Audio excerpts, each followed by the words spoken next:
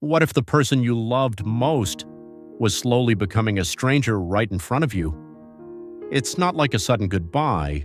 There's no door slamming, no final argument. It's quieter than that. It's the way they look past you instead of at you.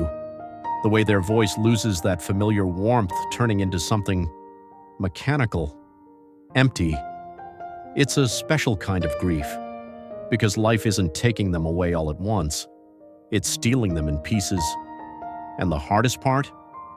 The part that keeps you up at 3 a.m. They're still standing right there, but you've never felt more alone in your life. This is Anemone. It's been called a comeback, a swan song, a cinematic event, but at its heart, it's a ghost story where the ghosts are still breathing. We're taught how to handle a sudden ending. We're taught how to mourn a final breath, but no one prepares you for the long fade, the kind of pain that doesn't scream, it just erodes. Because sometimes, losing someone isn't a crash, it's a leak. It's a forgotten name over breakfast, a blank stare where a joke used to live. Piece by piece, the person you knew is being replaced by a shadow that looks just like them.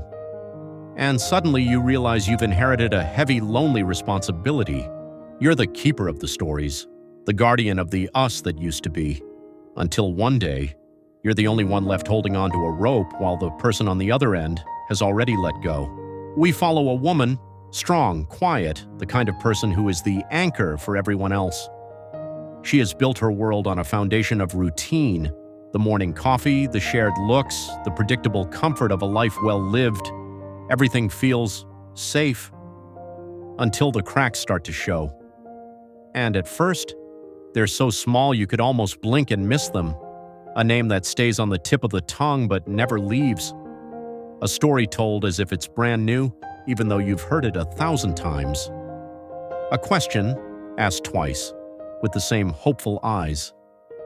You tell yourself, it's just stress. We're all getting older. I forgot my keys yesterday too. Right? But denial has a shelf life. Because that nothing starts to have a weight.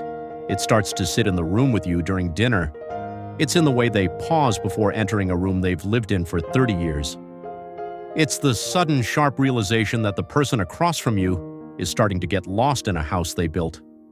And slowly, that nothing becomes a roar you can't ignore anymore. The safety is gone. And the normal you loved, it's never coming back. The person she loves, the one who knows her secrets, her fears, the sound of her laugh in the dark, is slipping away. Not because they left, not because they don't care, but because the map of their mind is being erased. There are these moments, and the movie captures them with a brutal, quiet honesty, where they look at her, and the light of recognition just goes out. They look at her like she's a stranger who wandered into the wrong house, and you can feel it through the screen. That cold, silent question screaming from behind their eyes. Who are you? Just sit with that for a second. Imagine it. The person who held your hand through your hardest days. The person you've shared every meal, every dream, every anniversary with, now has to squint just to find a reason to trust you. They are searching their own mind like a dark room, desperately trying to find a photo, a name, a feeling, anything to remember what you are supposed to mean to them. It's the ultimate, what would you do?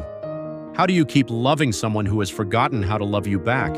How do you stay when they've already left? And here is where the movie reaches into your chest and just stays there. Because we're forced to ask the question we usually spend our whole lives avoiding, what do you do when the love is still vibrating in your heart, but the memory has vanished from theirs? Do you keep fighting for them? Do you wake up every morning and reintroduce yourself, hoping this is the day the spark comes back? Do you show them the photos, play the songs, and force them to remember a life they no longer recognize? Or do you slowly, painfully accept the truth? That one day, maybe even today, you will become a ghost in your own home. That you are now loving someone for the both of you. This isn't just heartbreak, it's a different kind of grief entirely. It's the long goodbye. It's the agony of mourning someone who is still sitting across the table from you. Someone whose heart is still beating, whose skin is still warm, but whose soul has already started its journey to a place where you cannot follow. She tries everything. She brings the patience of a saint. She offers the kind of understanding that most people aren't even capable of. She clings to hope like it's a life raft in the middle of a storm. But here's the truth the movie doesn't shy away from. Hope can be a brutal kind of exhaustion, because hope makes you look for signs that aren't there. It makes every good day, every tiny spark of recognition or a shared smile, feel like a miracle. But those miracles are cruel, aren't they? Because every good day is just a prelude to a worse one. Every moment of clarity is followed by a fog that's even thicker than before. You start to live in a state of constant, quiet panic, wondering if the sentence they just started will be the last one that makes sense. And then comes the breaking point. It's not a big cinematic explosion. It's not a screaming match. It's much worse. It's a Tuesday afternoon. It's a quiet moment in the kitchen. It's the devastating, bone-deep realization that your grip is failing. You realize you aren't saving them. You're just exhausting yourself trying to keep a shadow from disappearing. You're holding onto a hand that has no strength left to squeeze back, and you have to ask yourself, when does loyalty become a slow-motion suicide of the heart? There's a moment, a quiet, crushing moment near the end, where the fighting stops. She reaches a fork in the road that we will all likely face in some way, at some time, and she has to make a choice. Does she keep screaming into the wind, trying to force the past back into the present? Does she keep demanding that they remember the them from 10 years ago? Or does she finally learn how to love what's left?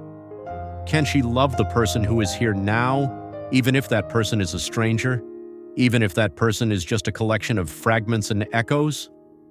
Because this is the hardest truth of all. Sometimes, love isn't about fixing anything. It isn't about winning against a disease or stopping the clock. Sometimes the highest form of love is just staying. It's sitting in the ruins of the life you built together and refusing to leave. It's holding a hand that doesn't know your name simply because you still know theirs. It's about being the person who stays, even when the world has already fallen apart. And this is what Anemone leaves you with. It's not just a movie, it's a mirror. It's a reminder that not all losses come with a goodbye. There isn't always a final scene or a chance to say what you needed to say. Real loss is often much quieter than that. It happens in the conversations that start to fade into static, in the memories that slowly dissolve like salt in the ocean, in the tiny, everyday moments that you didn't realize were last times until they were already gone. So, if you're lucky enough to have someone in your life who still remembers you, someone who still calls your name and knows exactly what it means, someone who still sees you when they look into your eyes, don't wait. Don't wait for a better time to be present. Don't wait for a special occasion to be kind, because memory is a fragile thing, and time is a thief that never gives back what it steals. Cherish the fact that they know who you are, while they still do. Because the truth is, one day, they might not. This is The Aftermath, a place where we realize that stories don't just end when the credits roll. The good ones, the ones that hurt, the ones that heal, they stay with you. They change the way you look at the people sitting across from you at dinner tonight. If this story touched you, or if you've walked this path yourself, please don't forget to like, share, and subscribe. It helps us keep these human conversations alive. But more importantly, I want to hear from you. What would you do if the person you loved most started forgetting you? Would you hold on tighter, or would you find the courage to let go? Tell me your thoughts in the comments. Let's carry this weight together. Until next time, keep holding on to the moments that matter.